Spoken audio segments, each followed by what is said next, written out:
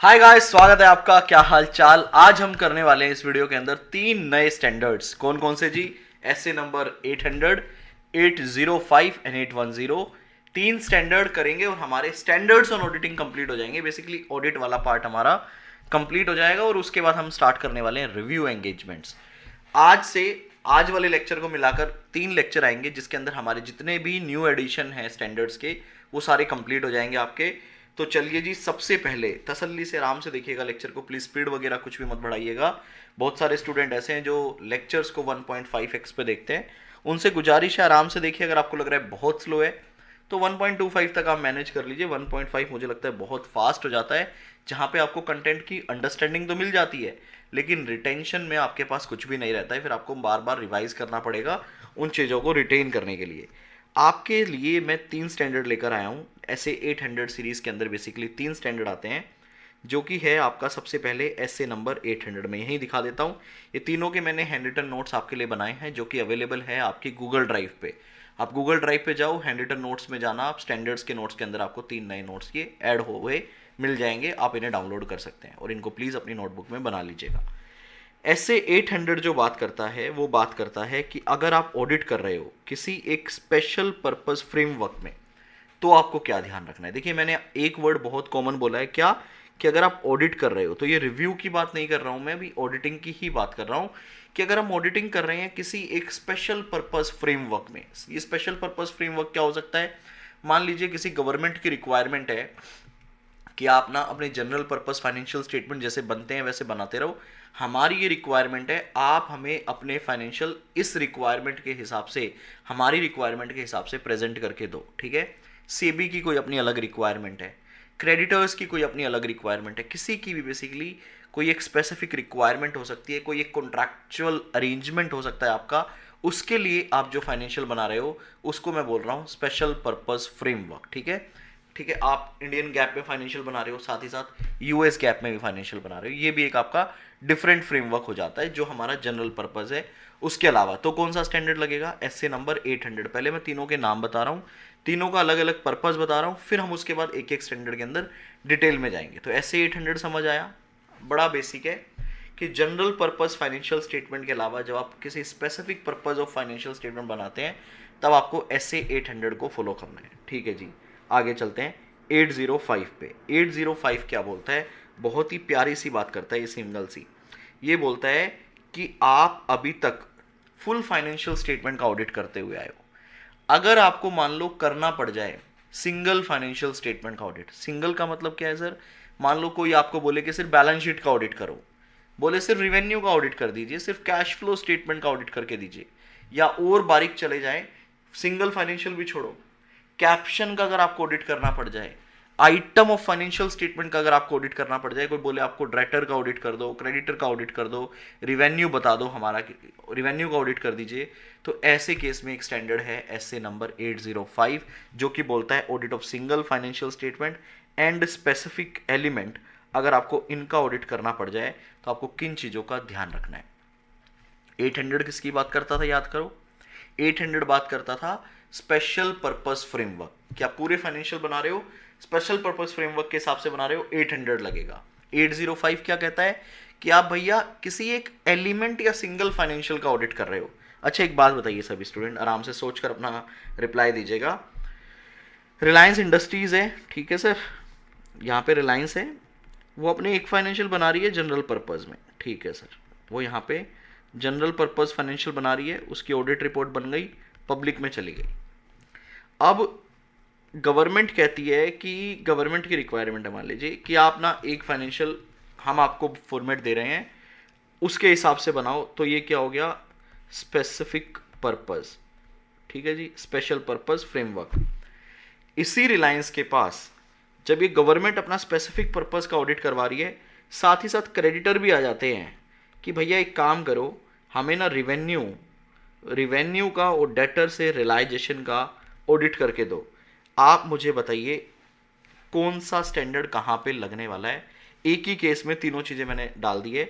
ये general purpose framework है तो यहाँ पे आपका एसए नंबर 720 तक सारे एसए लग जाएंगे। ठीक है, 100 से स्टार्टिंग से। गवर्नमेंट जब स्पेसिफिक पर्पस के लिए काम करवा रही है तो आपने कहा सर यहाँ पे हम एसए नंबर 800 सीरीज की जो भी रिक्वायरमेंट रहेगी उसको फॉलो करेंगे। और सर जैसे ही आपने बोला कि हम किसी एक कैप्शन या आइटम का ऑडिट करने वाले हैं, किसी एक कैप्शन या किसी एक आइटम का, तो सिंगल आइटम का या कैप्शन का ऑडिट करने के लिए कुछ गाइडेंस दी हुई है। एसए नंबर 805 में हम 805 को फॉलो करेंगे। अब बात करते हैं एसए नंबर 810। तीनों आपको एक साथ करने हैं हमेशा। 810 क्या बोलता है? 810 बोलता है कि यदि आप समरी फाइनेंशियल स्टेटमेंट बनाते हो, एब्रिज्ड फाइनेंशियल स्टेटमेंट बनाते हो, कंडेंस्ड फाइनेंशियल स्टेटमेंट बनाते हो, तो आपको किन चीज़ों का ध्यान रखना है। थोड़ा सा मैं डिटेल में समझा देता हूँ। आप लोग इंटरनल ऑडिट रिपोर्ट बनाते हो? सर बिल्कुल बनाते हैं। उसमें आपने कंसेप्ट पढ़ा था फ्लैश रिपोर्ट, समरी रिपोर्ट। मतलब ऑडिटर साहब क्या करते हैं, एक डिटेल रिपोर्ट बनाते हैं, उसी की ही एक समरी रिपोर्ट भी बना देते हैं, जो जिनको आप बोर्ड ऑफ डायरेक्टर के सामने प्रेजेंट करते हो, जो कि फटाफट से की पॉइंट्स को देख लेते हैं। मान लीजिए उसी तरह से एक main complete general purpose financial statement बन गए।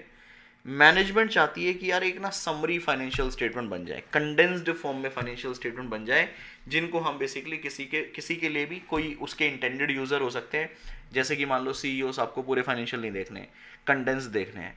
हमारे बैंकर को पूरे फाइनेंशियल तो हमने दे ही दिए, साथ ही साथ कंडेंस्ड फाइनेंशियल भी चाहिए। तो जब आप समरी फाइनेंशियल स्टेटमेंट का ऑडिट कर रहे हो तो आप किन चीज़ों का ध्यान रखोगे, वो बात करेगा एसए नंबर 810। समरी फाइनेंशियल मतलब ये वो फाइनेंशियल है जो मेरे कंप्लीट फाइनेंशियल में से ही निकाले हैं मैंने, और जिनको मैंने समरी बना दिया है, जिनको मैंने क्या कर दिया है, समरी कर दिया है। ये था समरी फाइनेंशियल स्टेटमेंट। अच्छा जी बेटा, तीनों के पहले पर्पस मेरे साथ रिपीट करो। एसए 800 का क्या पर्पस था? सर एसए 800 हमें बोलता है कि यदि हमारा कोई भी specific purpose special purpose framework के हिसाब से हम काम करेंगे तो 800 लगेगा। 805 क्या बोलता है? यदि मैं किसी सिंगल फाइनेंशियल स्टेटमेंट या आइटम का ऑडिट करता हूं तो 805 लगेगा। 810 क्या बोलता है कि यदि हम फुल फाइनेंशियल से समरी फाइनेंशियल का ऑडिट भी करते हैं तो हमें किन चीज़ों का ध्यान रखना है, ये समरी है। अब आप एक बात बताइएगा, सोचकर, आराम से सोचकर बताइएगा, कोई जल्दबाजी नहीं है। मान लीजिए रिलायंस क्लाइंट है हमारा, ठीक है, ये मैं मेन ऑडिटर की बात कर रहा हूं। यहां पे मेन ऑडिटर का मतलब ये full set of financial statement का ऑडिट जिसने किया है वो फर्म है रिलायंस के केस में ENY। ठीक है जी, बिल्कुल ठीक है सर। मेन ऑडिटर ने अपनी ऑडिट रिपोर्ट बना के दे दी। साथ ही साथ अब एक सेबी की रिक्वायरमेंट आ गई, किसी की भी आ सकती है। उसने कहा भैया कुछ स्पेसिफिक पर्पस फाइनेंशियल स्टेटमेंट बना के दो और उनका ऑडिट करवा के दो। आप मुझे बताओ, क्या रिलायंस EY की जगह क्या KPMG को हायर कर सकती है इस स्पेसिफिक पर्पस फाइनेंशियल स्टेटमेंट के लिए? आंसर दीजिए, आंसर दीजिए यस और नो में। और ये चीज़ें जो मैं लिखवा रहा हूँ बाद में प्लीज़ जरूर लिख लीजिएगा। आंसर कैन बी यस, बिल्कुल हो सकता है सर। हमारे मेन ऑडिटर EY थे और अभी जो हमारे स्पेसिफिक पर्पस के लिए हम ऑडिट करवा रहे हैं वो KPMG से करवा रहे हैं। चलो जी, ये हो गया हमारा एसए नंबर 800 जिसकी हमने बात की। मैंने यहाँ पे बताया था मेन ऑडिटर, यहाँ पे मैंने आपको बोला ये एक स्पेसिफिक पर्पस के लिए काम करवाया। ठीक है जी, दूसरा एग्जांपल लेते हैं। यहाँ पे मेन ऑडिटर आपके EY ही हैं, मेन ऑडिटर आपके EY ही हैं बेटा। और यहां पे ना एक अब आपको डेटर का ऑडिट करवाना है। सिर्फ किसका ऑडिट करवाना है? डेटर का। क्या आप KPMG को हायर कर सकते हो? बिल्कुल कर सकते हैं सर। KPMG आएगा, डेटर का ऑडिट करेगा, डेटर से रिलेटेड सारे एविडेंसेस ऑब्टेन करेगा, सारी इंफॉर्मेशन देगा और अपनी रिपोर्ट बना के दे देगा। तीसरा एग्जांपल, मेन ऑडिटर EY है और आप अब समरी ऑडिट के लिए, ये क्या था? समरी, मेन ऑडिट का ही समरी करना है, मेन फाइनेंशियल का ही समरी करना है। क्या आप KPMG को हायर कर सकते हो? Answer is no. यहाँ पे हम सिर्फ और सिर्फ ENY को हायर कर सकते हैं एसए नंबर 810। उसका रीज़न ये है क्योंकि जिस बंदे ने डिटेल में काम किया होगा EY ने, वही तो उसकी समरी बनाएगा। अगर मैं डायरेक्टली किसी को समरी के लिए अपॉइंट कर लूँगा तो ना ही तो उसने रिस्क असेसमेंट किया होगा ढंग से, ना ही उसको अकाउंटिंग की नॉलेज होगी। डिटेल पूरे लेवल पे बात करोगे ना आप तो वो कैसे उसकी समरी बना पाएगा? तो 810 में आपको स्पेशल एक पॉइंट याद रखना है, वो ये कि 810 में अगर मेन ऑडिटर ही आप समरी ऑडिट के लिए अपॉइंट करते हो तभी वो काम कर पाएगा, आप किसी न्यू ऑडिटर को अपॉइंट नहीं कर सकते। ये चीज़ आपने याद रखनी है, प्लीज़ इसको आप मार्क कर लीजिएगा।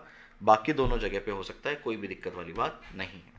चलो जी, अब मैं आपको करवा रहा हूँ एसए नंबर 800। सबसे पहले आई होप आपको तीनों स्टैंडर्ड का काम समझ आ गया हो। 800 किसके लिए था? Specific purpose. 805 किसके लिए था? Single item. 810 किसके लिए था? समरी के लिए था। लेकिन तीनों में ही आपने क्या बोला? हम ऑडिट कर रहे हैं, ठीक है। तीसरे के अंदर हम समरी बना रहे हैं, तो उसको आप एंगेजमेंट बोल सकते हैं।